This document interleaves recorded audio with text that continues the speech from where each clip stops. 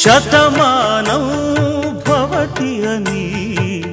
నిన్ను దీవించి గతకాలం స్మృతిలోనే బ్రతుకు సాగించి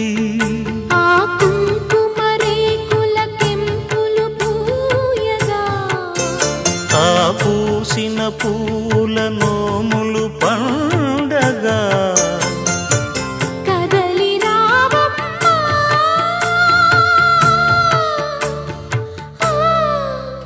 ఈ బాలవాక్కు బ్రహ్మవాక్కు ఒక్కటే